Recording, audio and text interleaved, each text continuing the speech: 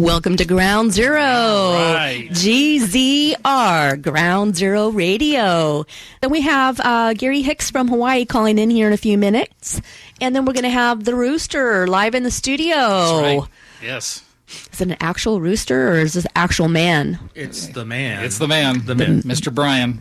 The rocker. Yes. Brian. He's probably listening right now. The local guy who rocks. That's his bio. Yeah. Exactly. And he does, too. Yes, that's going to be a lot of fun. Let's see. And he makes a mean breakfast, too, by the way. Yes, he does. Yeah. We can talk about his cafe when he gets here. Yeah. We can talk I'll hold about... off. We've been having our business meetings. I was just going to say, that's our office outside the office. It is. It is. Yeah. Well, let's just make that official. I think we should. We need to tell Brian when he gets here. Yep. That's our official office. We've been meeting over there. They have great breakfast and lunch over there, and located in Costa Mesa, the Rooster Cafe. Mm-hmm. And yeah, that's where we've been meeting to plan our GZR Monday nights. Planning what we do. Yeah, we actually planned this. Yeah. We did plan it, right? Yes. Yeah. Yeah. Absolutely, we did. And if anybody questions that, they can get to us on that social media thing. Yeah, well, I think that it's funny because I started the email that was going to be like the schedule, and then I got to like line number 2, and then I never fulfilled the rest of my obligation. So you guys jumped in. Nothing wrong with that. We can see how that's going to roll. Nothing wrong with that at all. All right, it's time for station ID. And we've I see that you've snagged somebody else for an interview. Yes, we have a guest here. The Rooster. Yep. Howdy. How you doing? Good. Thank you for being here. Thank you for having me. I appreciate it. We're gonna take like 20 pictures of you tonight, so the next time we have a picture of Brian. Right. Yeah, there is a person. Yeah, I know. When Tris, you asked me for that, I thought, oh man, I don't have any photos. But I will say it's also on purpose because I sometimes, everyone has that standard platform of, hey, you need this, this, this, this, and this, and I think it's kind of cool that you don't know sometimes what somebody's deal is. All right, what they look like. Blend in with the crowd. We're past that now. I know you guys know it too well, but We've done that already. Yeah. So you we're gonna be playing some of your original tunes here that Tris picked out. I picked them Awesome. out, so hopefully that's going to work out. I listened to them all, and you know what? Honestly, I told Mike, it's like, How do you pick? how do you pick? All I know is that when I have seen you live, I'm like, well, these are the ones that really ring out with me, and the guitar tone is there, and the angst, So those are the ones I picked. Well, I'm excited to hear them. I mean, I'll see which ones they are, but yeah. We're here to surprise you. Yeah. Exactly. Here, come on into GZR Ground Zero Radio. We're going to surprise you with your original songs. That's a good point. He doesn't know what ones I picked. He doesn't. No, you didn't tell me. Yeah. Ho ho! Surprise, surprise. Yeah. Well, tell me how did you get into this? Give me some backstory on how you got into being your own musician. I tell people a lot of times that I feel like I'm starting life kind of backwards. I had a son at a young age. I was a teenager. And so I always wanted to play music. I had an older sister who was very in-depth with music. She listened to everything from...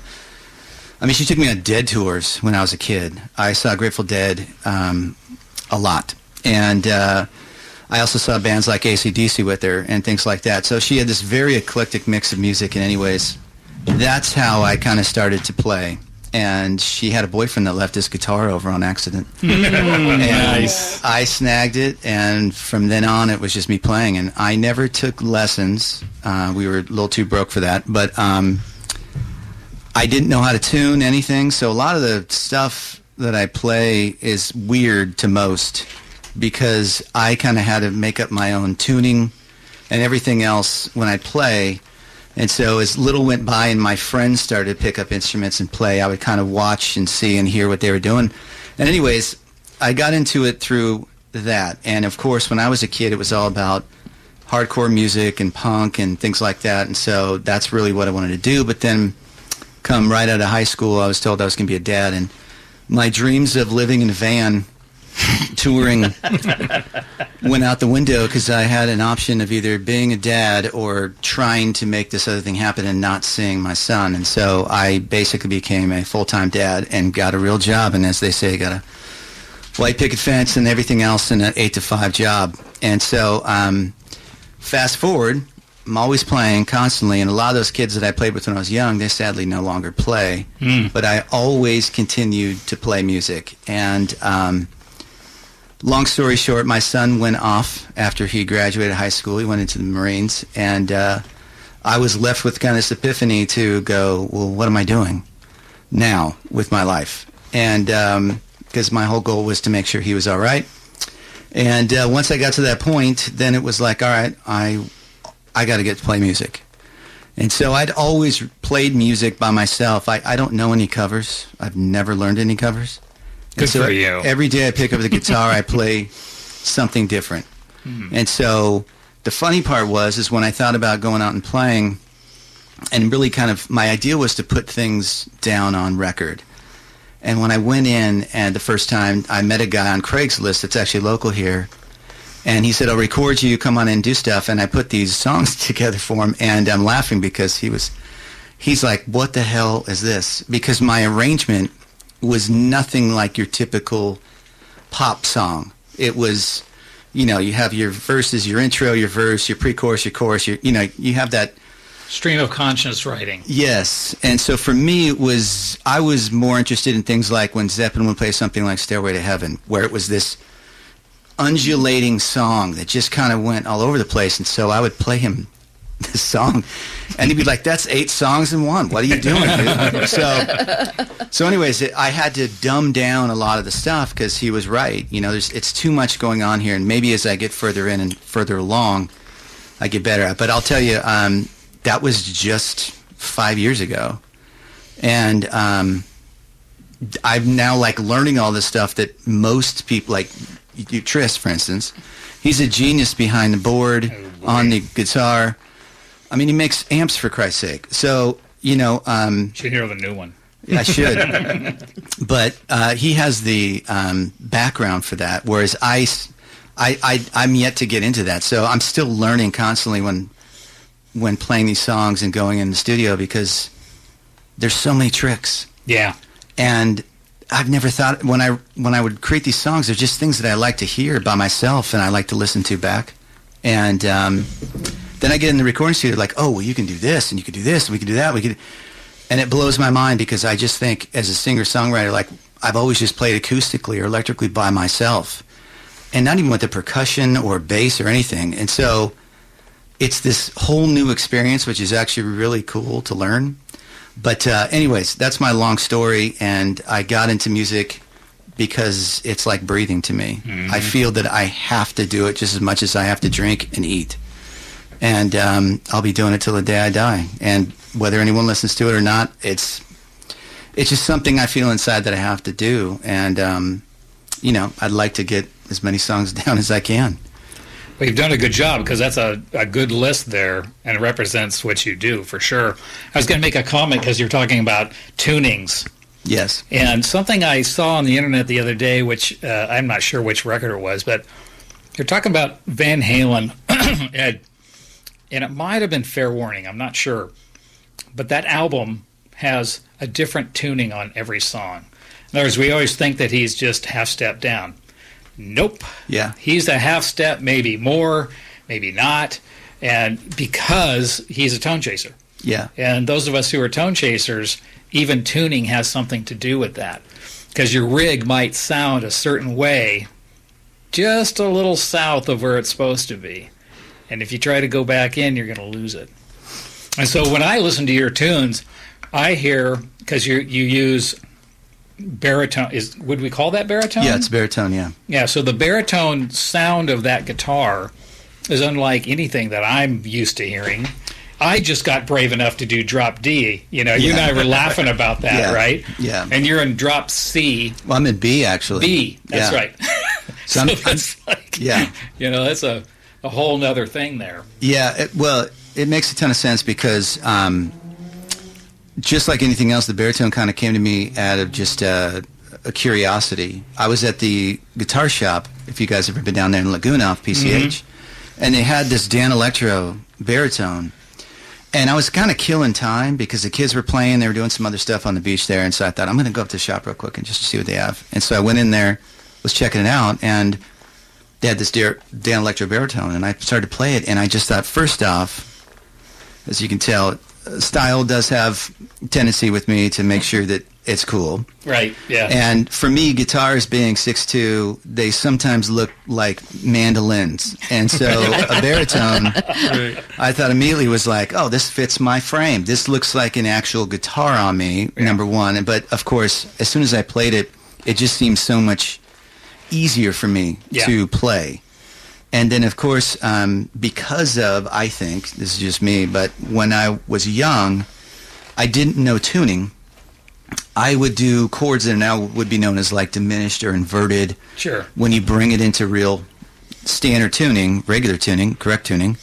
And so I play these particular chords that I don't think a lot of people play because I really like the dissonance of them, the shining, shimmery sound sometimes of those. And so playing in baritone, it completely changes your thought process on some of the chord structures you put together. And I was really intrigued on that, and I thought, oh, I'll pick this thing up. And so I did, and then that started a whole new thing. And my concept was like, for me, AC/DC, number one. And I just thought, what if I could do AC/DC, but in B tuning?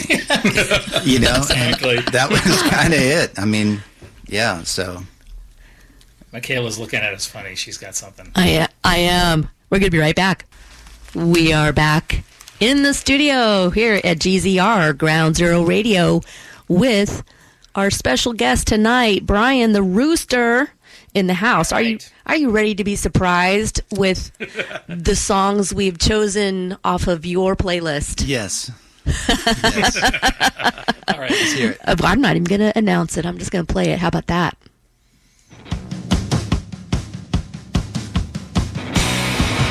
Forgot about this nation.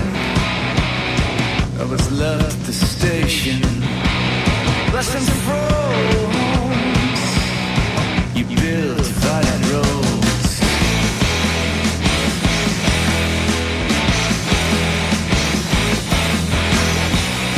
Now listen up.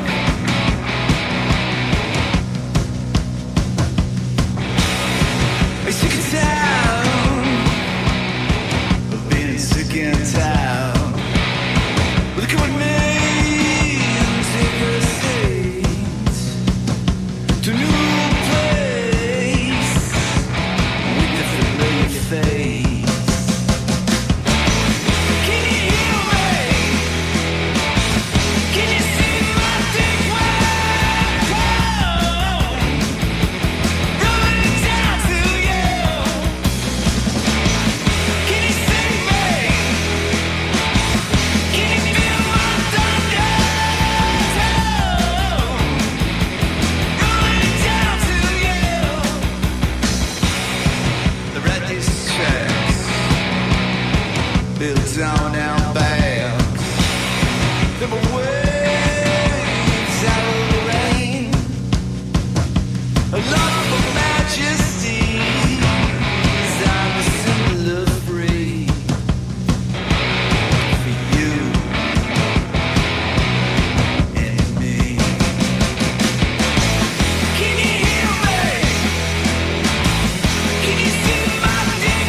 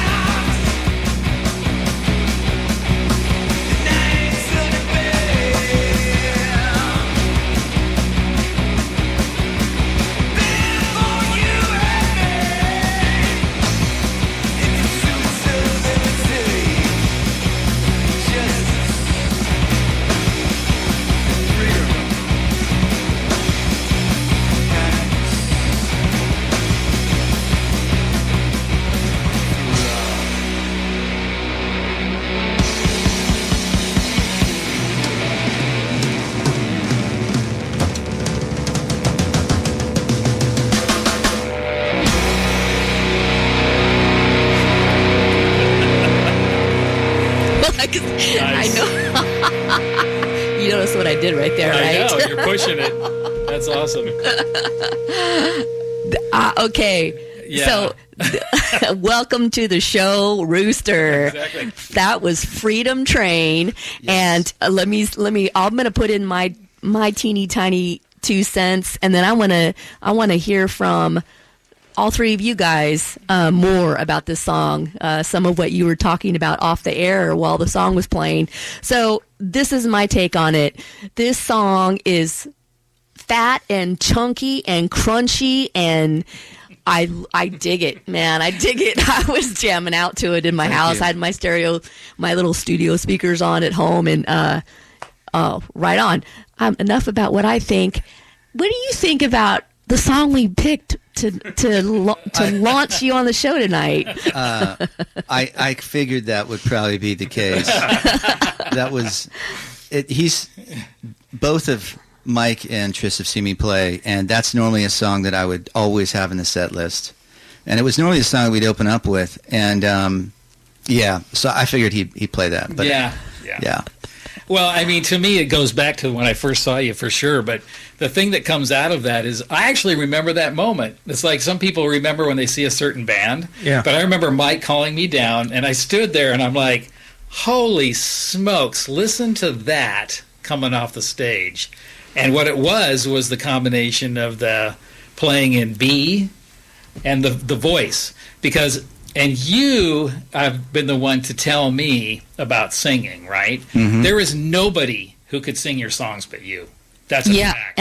And yeah. You know, you're like feeling the chords and you're feeling the expression that you put in. Yeah. It's so freaking obvious, you know, that's where that stems from. Yeah, I It's mean, the tone, you know. It's the tone. It's the full package. yeah, I come from the, you know, when playing live, I come from a standpoint of energy. Right. And there's a lot of people that play that are fantastic musicians, but they're more of structure, organization, and solidifying a really nice song.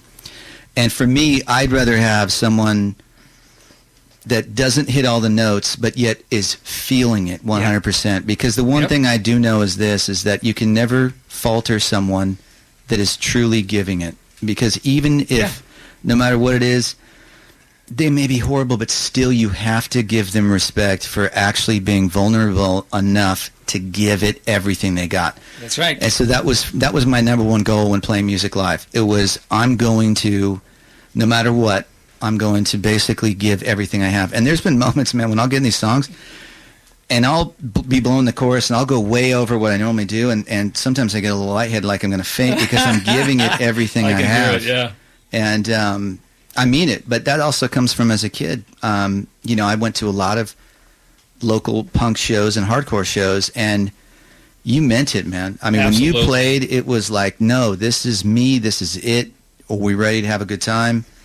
And you feed that back to people, and they respond. Yep, definitely. And I think that's, you know, I'm a typical self-deprecating guy, but I believe that's why people react so heavily to it, is because they can see and hear that. Well, you're channeling what you know is to be true. Yes. So the fact that now you're doing it, you're kind of going, wow, am I really doing this? Is that really me?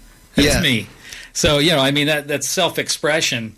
It's kind of like, have you ever seen like acting studios where the director puts an actor in an uncompromising thing and they go off into an area that they like emotionally can't get back from, sort of thing? Yes. I mean, music needs to be in that realm too. There's all sorts of music, and I mean, you're tapping into something that you feel. It's no doubt about it. That's what we get from it. That's why we're headbanging in here. No one can see us headbanging, but that tune just frickin' storms out of the speakers, you know? Yes, it does. A great opener. You say that you open with it sometimes? Yeah, normally what we would do is pre-COVID, when we actually used to play, and things kind of slowed down, but I'd start it with Link Wray's Rumble. Dun, dun, dun, Yeah.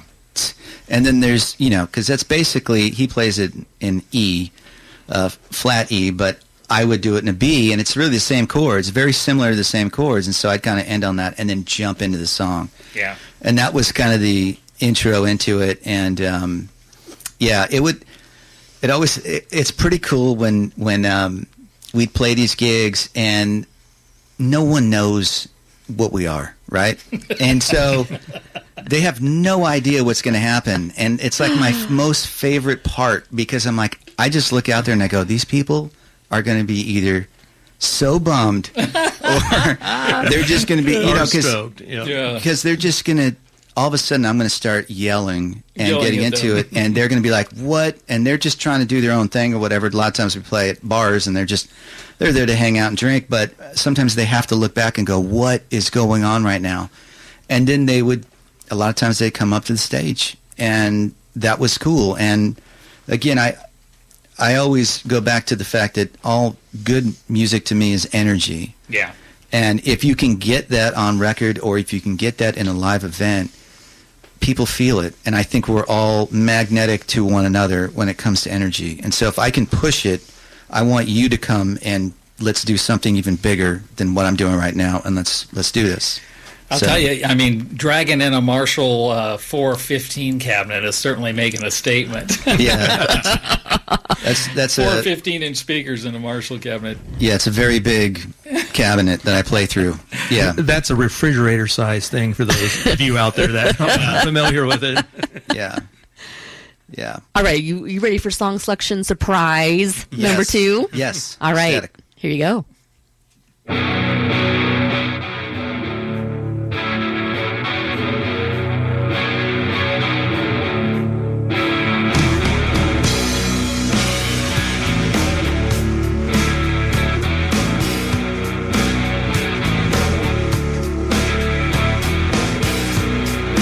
Give me a name, something to call. Give me a name, so that I know just who I am. What to be, what to think, and what to believe.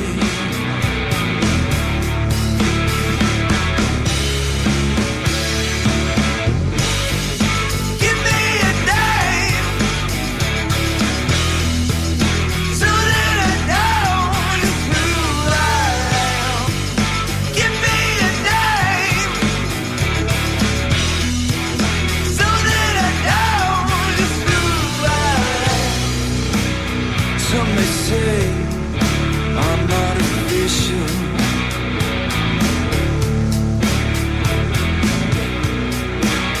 Others will tell you I'm not real.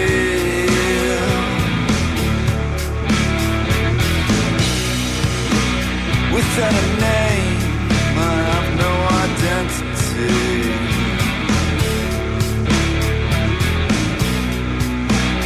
Nothing to call, with no sympathy.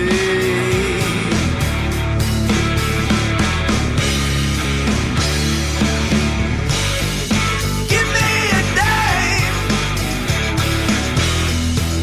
so that I know just who I am. Give me a name, so that I know just who I am. Give me a name.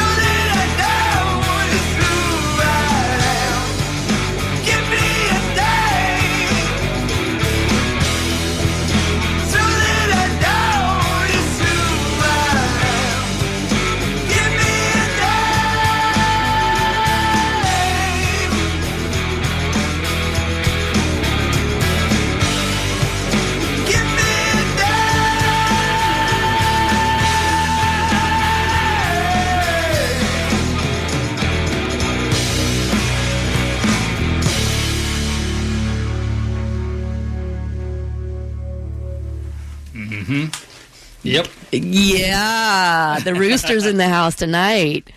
That's the tone right there. Thank you. Absolutely. That, Can I mention one quick thing? My No. 6-year-old Lil wanted me to shout out to her that song. aw, nice. That's her favorite song. And Is she it said, really? Dad, can you put me on the radio and I'll tell my friends tomorrow at school. So, Lily, Oh, you that's got to get to bed. awesome. Aha. Shout out to you. Yeah. How sweet is that? There you go. We might have to have her call in next time you're on the air. We'll plan that. Great. Yeah. Say, hey, Dad. And she can live Instagram that or whatever. Is she on Exactly. socials? She just turned 6, so not Oh yet. no. My other 2 girls, man, they're always on it all day. But that's a whole nother story. But, Man, Yeah. my daughter's been using an iPad since kindergarten. It blows me away what she can do on that thing. Yeah. Ever since way back then, kindergarten, first grade, she was doing stuff that I was fumbling over. Anyways, yeah, we have the Rooster in the house tonight, and I think one of you mentioned while that song was playing, somebody had a good idea. I think Rooster had the idea of doing a Ground Zero night over at the Wayfarer, lining up some great bands. If we could pull in the original Striker, Yep. maybe that could happen. What about the Rooster? Absolutely. Yeah. yeah. Yeah. I'm good. Mike? Yep. That's a yes. Yeah. Yeah. You don't have to twist my arm. All right. We'll have to do some more talking about that for sure. Yeah, we'll definitely discuss that. I mean, we've got the original Strikers a bit delayed in some issues here. We're But trying to get we'll be past. ready to rock soon. And, Yeah, very soon. Yeah. And Wayfarer, we know you're listening, so Book us. Yeah. Yes. Give Let's us do it. give us a buzz on that interweb social. What are we? GZR. GZR, Ground Zero Radio on Facebook and Instagram. Yeah. And if you're interested in submitting your original material to be considered for the show, you can email us at gzrgroundzeroradio@gmail.com. Yeah. Yeah. Are you ready for surprise number 3? Yes. This is song Perfect. number 3. We're surprising the artist tonight. With the- And this is- surprise the artist. This is a fun, I kind of like this concept. It is kind of cool, isn't it? This is fun. We're surprising you with our We're picks. going to tell you what you're going to hear. You can't go wrong, though, with any of his songs. and what's going to happen next time, he's going, you're not picking my songs anymore. No. Like Michaela said, anything from the Rooster is great. Well, that Thank you. that Thank was you. the difficult thing to go through Yeah. the list. That's why we let Yeah. you do it. Exactly, right. We knew. All right, check this out.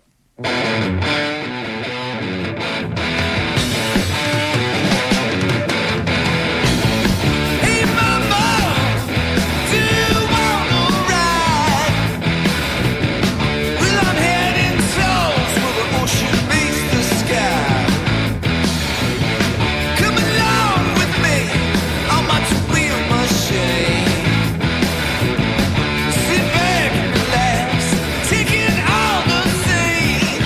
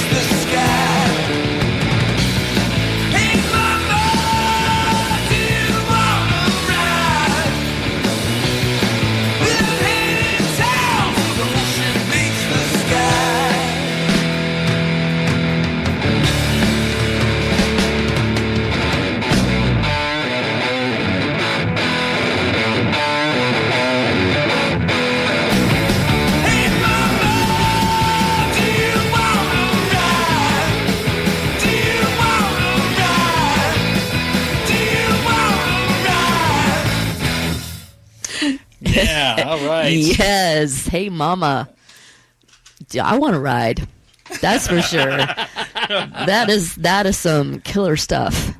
Thank you. That is killer. My words are so lame compared to these guys that are here in the studio with me tonight. And I am so glad that you are here because you really give a lot more depth to the conversation that I could never handle it. And you, Mr. Rooster, what a presence you are. I cannot wait to see that live. Have you ever seen him live? No. Oh man, hang on. Yeah. Yeah. I'm saying It's a blowtorch. I know. Coming at you. I can imagine. I can picture the entire Go thing. home and get your hair dryer and put it on And go- hot and put it right in front of your face, and you're going to have a very similar experience.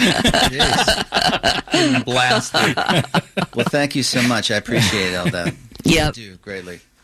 And my daughter, she loves when I play the hardest rock. Yeah. And you mentioned saying something about playing some AC/DC earlier. She loves AC/DC. Anyways, Freedom Train. You should have seen Bethany.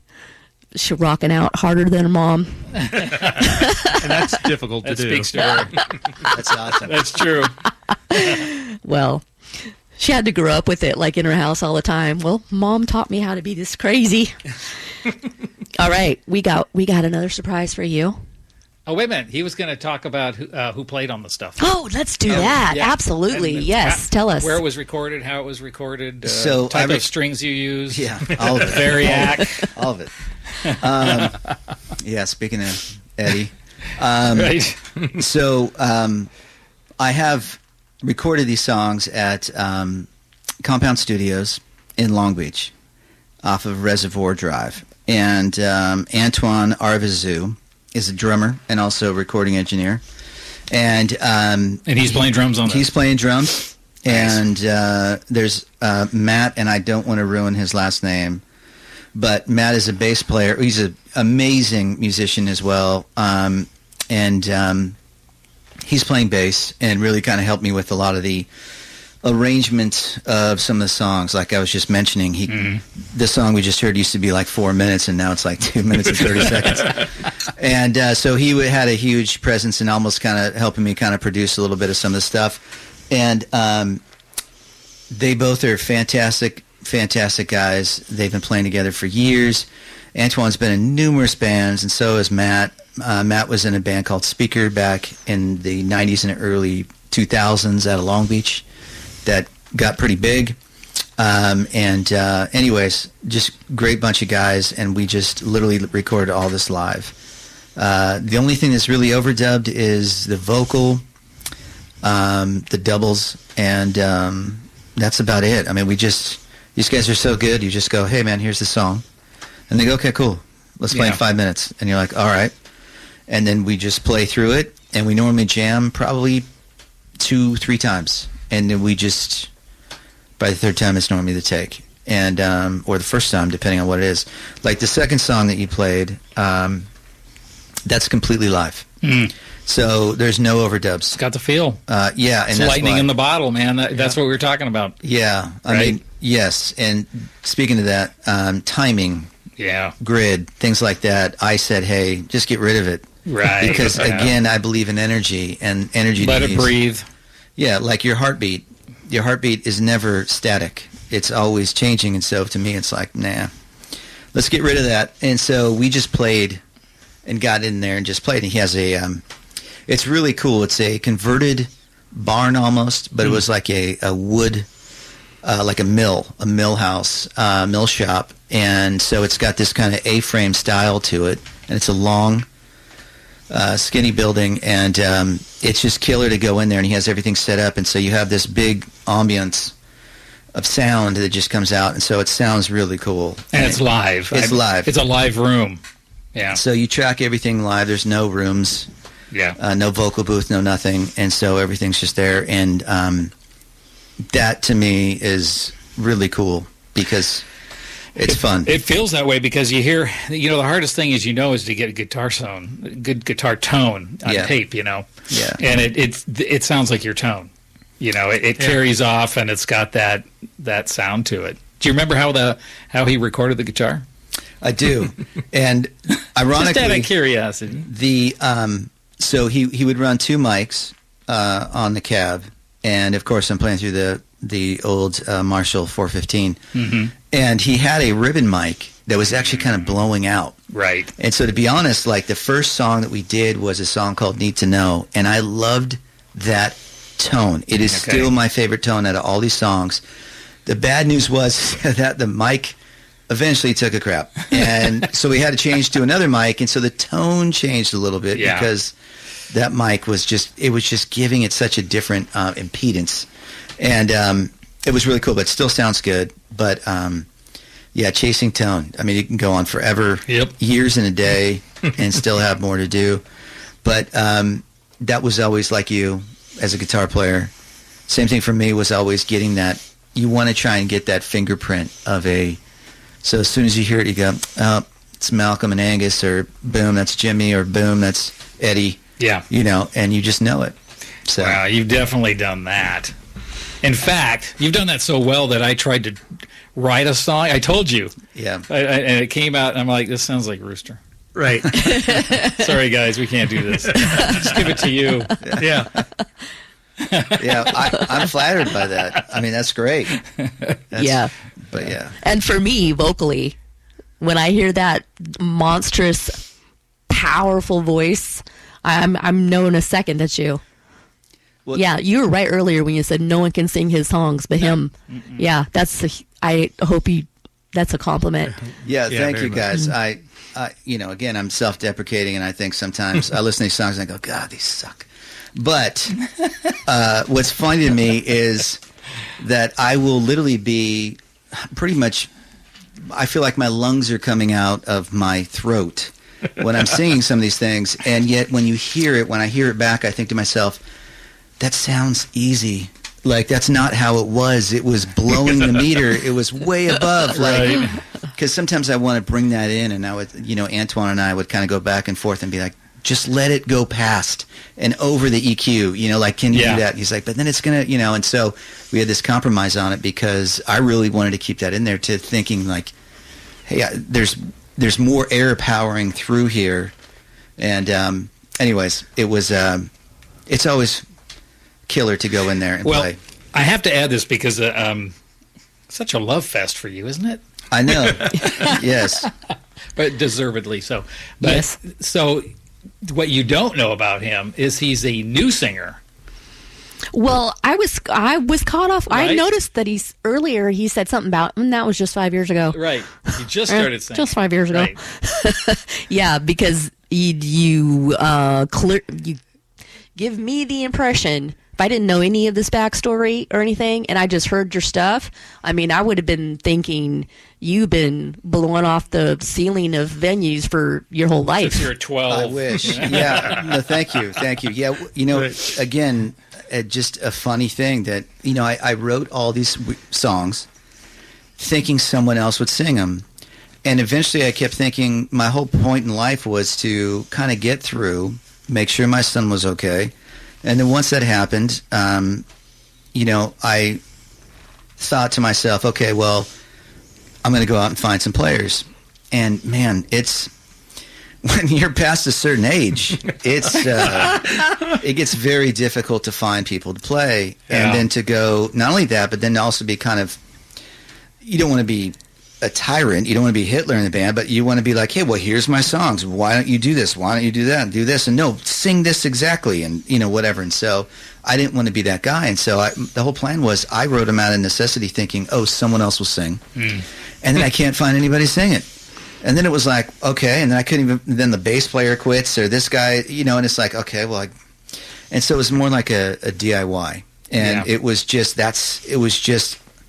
I got to a point where I was like, you know what? I can't wait on anybody else. I just have to go and do this. And so I just sat there and I thought, I guess I'll learn.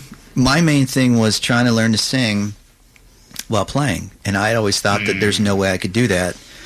And then I played for so many decades on guitar, it just became pretty easy, because normally when I play guitar, I tune out. And my kids would all tell you this. They go, Dad becomes a zombie when he picks up the guitar, and I got guitars all over the house, sadly. And so they would Somebody's- A communicate. lot of tuning out. Is anyone in this room surprised by that? Yeah. And so what would happen is they would be like, Dad, Dad, Dad. And I would be talking to them as I'm playing. And I recognize, like, oh, wow, I can still keep this thing going while I'm actually having a conversation. And so I thought, well, then I can maybe sing. So maybe I can do this. And so there may be people listening to this that maybe think the same thing and that they have these ideas and concepts or whatever. And I tell them, do it. Because the funniest thing to me is that people come up to me, and I always thought of myself as like an okay rhythm guitar player, right? And I thought I would get more credit based upon maybe the writing or something else as far as the structure or the movements of guitar. Never did I think that anyone would ever say anything about my vocal, ever. And yet I play, and that's the first thing people want to tell me is that, and I go, but wait a second, I'm not a singer. Especially when I first started doing this, the whole plan was thinking someone else would come on board and be like, oh, I'll take over vocals. You can stick to guitar and songwriting and do that. And I thought, great. And then it just seemed as though that became the shtick, was the vocal. And I listened to a Chris Cornell interview one time, because people in the early days would tell me, oh, you sound a lot like Chris Cornell sometimes. And they've told me every single person out there, which is hilarious. I don't hear anything other than you. Well, I appreciate Yeah. that. But in the early days, they'd be like, oh, you sound like this, this, this, and this. And so I had a few people tell me Chris Cornell. And so I thought, oh, I never owned a Soundgarden album. So I thought, okay, well, maybe I'll listen to this. And I watched an interview of him. And ironically, as most maybe you guys know or not, but he was a drummer. And same scenario, basically the story goes, is that his singer kind of bailed. There was no one to sing, but he was always singing a lot of songs and wrote a lot of the songs that basically he moved positions from drummer to singer, and he wrote a lot of the songs, so he already knew how to play guitar. Anyways, and then he talked specifically about his vocal, about how he fits vocal in with the music, and it blew my mind because it's exactly the same thing I do with my vocal. He always thought I'm not really a singer, and so what I'm trying to do is I'm Rhythmatically. and I'm pushing Putting it it in there. Yeah, and so you'll see me. I'm going up above what would be normal for most singers. Most singers can go low and they can stay within a register, where I have to kind of belt Right. to try and get to these things because I didn't know pitch and couldn't get to it. So anyways, that ironically became my sound, because it was just, I didn't mean for it to be that way, but I just thought I'm not really a singer, but I'll sing these until maybe someone wants to come on. And then eventually people were like, wow, this sounds like this or that or blah, blah, blah. And so I was blown away. It's awesome, man. It's great. It's incredible. We are back here on GZR Ground Zero Radio with Michaela, Mike, and Tris, and our special guest tonight, Brian the Rooster. Yeah. I'm waiting for somebody to make a rooster sound, but no one's doing it. Oh, We should have had that sound clip ready Yeah. Next time. next time. well, we thought about, Mike and I talked about it actually, since we're helping with the show here, co-host. Do we need to bring like those funny sounding, beep, beep, balls and tambourines and just weird little Which sounds? we actually do have. All these things. Like a little whistle. Yeah, Yeah, slide whistle. yeah. Who knows? Yeah, we're Foley artists part time, and for those of you who don't know what a Foley artist is, look it up on the internet. So what I said off air, I was mentioned to the Rooster during his last, what he was explaining to us a minute ago, how he didn't mean for it to happen. He meant for someone else to be the singer of these songs he was writing, and yet all of us hear what your 5-year career has come to. And I know you've been playing your whole life, but I mean, your original songs and becoming the singer and producing these originals, we hear it and think there could be no other way. Can you imagine somebody else singing the songs? no. Why? You're trying to explain what you No. forget about it. It just doesn't, it can't happen. It would not be the same. And the energy thing has so much to do with it as well. I mean, Yeah. so much to do with it. I can't wait to see you play live. I'm going to can't be. wait to play live again. I feel like it's been a while. Well, but, bring it on. Yeah. When's the date? Well, it's funny because I didn't have anybody playing with. The guys that I were playing with had to move during COVID, and then of course when everything got shut down, we were playing, at least a couple times a month, and having a blast playing. And yeah, you guys were playing all the time. I took any gig that we could get, and I love playing late. A lot of people don't like to play late, but I like to play when it's kind of loose at night. And when COVID hit, everything got kind of slowed down. The only places we could actually play were out in the desert. And so we would play out in Joshua Tree and like Wonder Valley and Yucca Valley, Landers, which Trista's got a place out there. Yeah. And so we would play out there, and it was awesome. It was like this little mecca where the rest of California was shut down, and yet out here, people were, obviously adhering to guidelines and rules and everything, but they were still getting out because it was just wide open space and air. And it was an absolute blast. We had a good time. But during that time, as you guys probably have all noticed, people have made some pretty crazy decisions in life, and I feel like this thing kind of took people for a turn, and a lot of people didn't like their gig or whatever else, and they decided, I'm out of here. And so one after another, I had the guys move to Nashville, and one got a gig doing a job for about 2 years. It was down south, and so it just left me kind of holding the bag, and I thought, okay, well, and I kept thinking that other people might want to come on board or whatever, and then I just got off on other things and sadly slowed down a little bit, and then I thought, I got to get these things going. And so that's why I went into the studio. I knew Antoine at Compound played drums, and so I thought, all right, well, there's a drummer, and he records, and he mentioned a friend of his as a bass player, Matt, and I thought, great. Let's go and let's do this because I need to get going. And I have so many other songs, and these are older songs.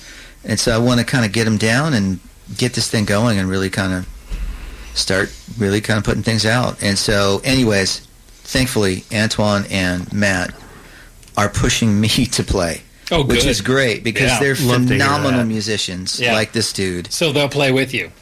Yeah, in fact, they're the ones pushing me. And, I mean, Matt called me last week and was like, dude, what are you doing? And I was Yeah. like, I don't know what I'm doing. And he said, well, are you doing an EP? Are you doing an album? What are we doing?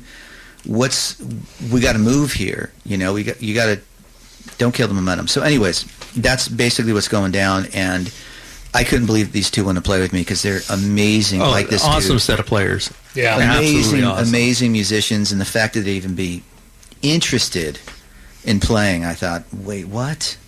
That doesn't make any sense. But anyways, so I'm hoping for us to get out and get some things going. I wanted to really lock these sounds in. I wanted critical theory from all you guys on how it sounds, and then if it sounds good, get it mastered correctly, and get it all together and put it on something, and then get out there and play and have something to say, hey, go on this or pick this up or whatever. Right. Get out there and do You- it. I was have going to it. ask you that. Where can anyone hear your originals right now? So technically nowhere because I've never put them out. We're right here on GZR. Well, right. yes. And so that's my thing. My thing was I wanted to get some feedback and see what you guys thought. And then depending on, what I hear and what you guys think. And I think you have to trust your daughter. So you Yeah. got that one. I think you have to trust me. You got to trust Michaela's daughter. Yeah. I mean, that's really where it comes from because regardless of what you think, you've already done the job. You've created the art. So now people are into it. They dig it. And you do need to take it to that next step. It's that simple. Yeah, and you don't have to commit to everything you've recorded. I'm thinking you do an EP sort of thing that best represents what you've done and do it. Make it happen. Michaela's giving me the finger. Giving Tris the Wrap it finger up. over here. Well, Okay. we've got 2 minutes left on the show, and Uh-oh. I definitely I don't want to cut you off. We have Are we one gonna more talk? We song. do. We have one more song. So I'm thinking, how about this? How about we end the show Okay. on surprise song number 4 All right. by the Rooster? But I also want to thank you for coming in. Thanks for having me. Thank you so much. Please come back again. Yes, I'd love to. You have all these other songs you're gonna be releasing, so we need to play them right here. I'd love to do it here. Awesome. I love the station. Yes. All right. Thank you, Okay. Mike. Thank you, Tris. Thank you, Michaela. Thank you, Rooster. Thank you, you. Cosette Smith and Gary Hicks. Everyone, thank you so much for tuning in. We'll be here same time, same place every Monday night, 7 to 9 p.m. right here on All KOCI. right. See you next week.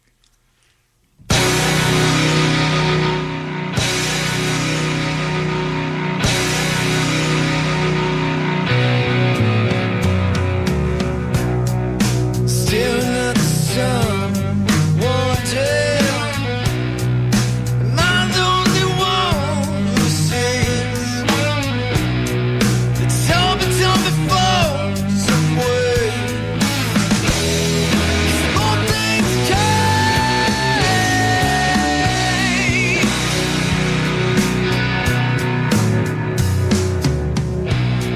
As I walk through the door, I knew I'd been here before. You can see it one way, but wait just one day. Small things change.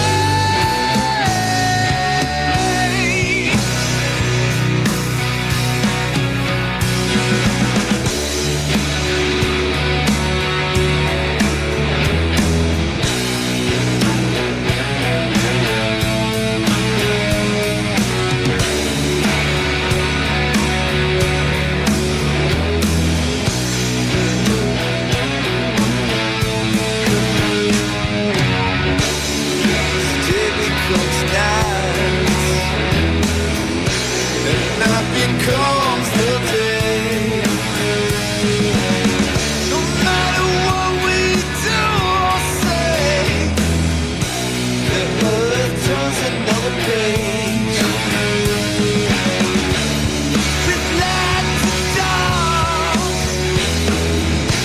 it's been that way.